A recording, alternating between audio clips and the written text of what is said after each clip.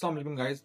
As you all know कि रिजवान भाई ने कहा था कि या तो विन होता है या तो लर्न होता है। We made a book of biochemistry last year और उसके अंदर एक बहुत कॉमन बच्चों ने हमें बताया कि the worst we made it about it was कि it is a very extensive book, ठीक है।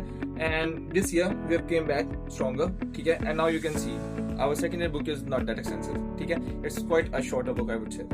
तो नाउ एवरीवन वुड आस्क कि the last one was 400 pages and this one is almost 530 pages, तो किस तरह आपने इसको शॉर्ट कहा है। तो इसके अंदर definitely there is a lot of text, a lot of figures, सब कुछ है। लेकिन आई वुड से कि इन द लॉन्ग रन आपके लिए जो फंक्शनल पेजेस हैं जिनके अंदर आपने रियली स्टडी करना है, जिनको दे आर ऑलमोस्ट 70 to 80। और वो इस तरह कि अगर हम for the sake of argument अपना पहला चैप्टर लेते हैं बायो एनर्जेटिक्स का, ठीक है। आप देखेंगे इसके अंदर first 8 pages of bio energetics के अंदर a lot of figures, a lot of text, और इसके अंदर एक मेजर टॉपिक है and which is the electron transport chain. तो अगर आप उसको खोलकर वहां तक पहुंचे and also the Q cycle, उसे मिस नहीं करना, that was my proof question. तो अगर आप वहां तक पहुंच गए हैं, ठीक है, एंड टू द एंड आप हार्पर की फिगर तक आ गए हैं, तो आपको पता लगेगा कि यहाँ पे इस सारे के सारे टॉपिक में the main thing was the figure और जो ईटीसी का सारा लिखा हुआ है। तो वी हैव कंसाइज्ड इट। वहां पे एक ओवरव्यू आएगा आपको पेज नंबर ऑलमोस्ट 9 के ऊपर मिलेगा and that covers all the 8 pages behind. इसी तरह आपने सारी की सारी फाइनल अपनी सेकेंड ईयर के अंदर सारे का सारा नहीं पढ़ना होता है। आपको फिजियो है, आपके पास एनाटॉमी है, there are lot of subjects, और अगर आप सबको करने बैठ जाएंगे तो then you will not have the time कि अगर आप बायोकेमिस्ट्री को भी उसी तरह पढ़ें। तो we have got you covered. उसके अंदर फॉर एग्जांपल हमने देखा कि एक ग्लाइकोलिसिस को ले लेते हैं फॉर एग्जांपल। तो ग्लाइकोलिसिस के अंदर आपने मेन चीज तो यही है कि आपको रेगुलेशन उसकी आनी चाहिए। रेगुलेशन हर एक स्टेप के अंदर यही मेन होता है कि आपको उसका एंजाइम पता होना चाहिए और एंजाइम की रेगुलेशन कौन कौन से होते हैं, रेट लिमिटिंग स्टेप्स कौन कौन से हैं, ठीक है। तो उसके लिए भी हैव मेड यू टेबल्स और उसके अलावा क्लिनिकली बहुत रेलिवेंट चीजें डाली हुई हैं इसके अंदर। सारे का सारा ये आपकी क्लिनिकल आउटलुक को कवर करेगा यहाँ पे। और क्लिनिकल्स के अंदर भी हमने ये देखा हुआ है कि उसकी मैनेजमेंट क्या है, उसकी पैथोजेनेसिस क्या है, उसके अंदर पैथोलॉजीज क्या आती हैं, मेनली उसके अंदर फर्दर जो क्लासिफिकेशन है तो वो भी है उसके अंदर, ठीक है।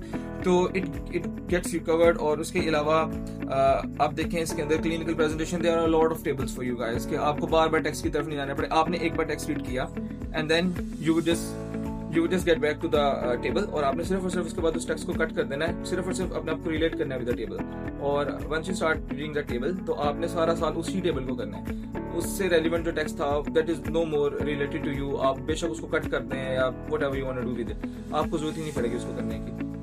और जैसे आप लोगों के स्टैंडअप्स आएंगे for the second year FJ हो, किंग एडवर्ड हो या कहीं और भी, तो आप लोगों ने जिन्होंने तो सारा साल पढ़ा है कुछ ना कुछ, उनको कुछ ना कुछ आइडिया है। बट द थिंग इज कि अगेन उस सारे के सारे को दोबारा गो थ्रू करना, जो आपने किसी जगह पे अपने पॉइंट्स बनाए होंगे, अपने लिए कंसाइज किया होगा, किसी जगह पे नहीं किया होगा, तो we got you covered about that too. आपने जिसने पहले पढ़ा हुआ है उसके लिए तो बहुत ईजी है कि वो सिंपली समरी टेबल्स को करता जाए। हर चैप्टर के ऑलमोस्ट 2 या 3 समरी टेबल्स हैं इन एवरी चैप्टर और वो कवर कर रहे हैं पूरे का पूरा टॉपिक को।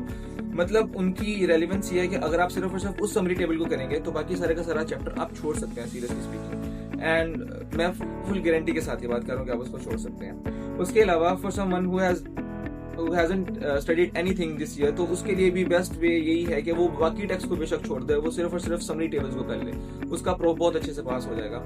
एंड हमें पता है कि अभी 65 की भी एक पॉलिसी आएगी तो नेक्स्ट ईयर वाले बच्चों को भी इसका फायदा होगा, उन्हें भी पता लगेगा ये कितनी रेलिवेंट चीज है। इसके अंदर we have got you Marks, Lehninger, Lippincott and Harper, और सत्या का भी कुछ पार्ट है इसके अंदर, ठीक है। You would get the MCQ bank आपको मिलेगा with the QR codes definitely, जैसे लास्ट ईयर मिलता रहा है।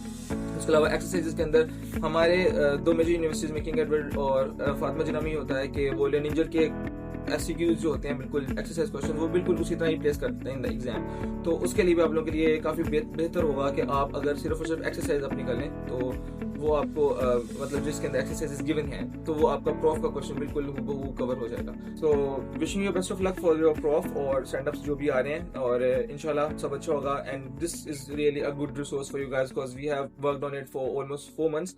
तो आप लोगों के लिए काफी अच्छा ये रिसोर्स रहेगा। फाइनल ईयर में होके we have worked on it, तो it would help you a lot. और इसके अंदर बहुत रेलिवेंट चीजें हैं, rather than studying and cramming whole the chapters और सारा कुछ जिसके अंदर irrelevant pathways हैं जो कि एग्जाम में नहीं आएंगे, just go through the summaries of those and we have got you covered. Thank you.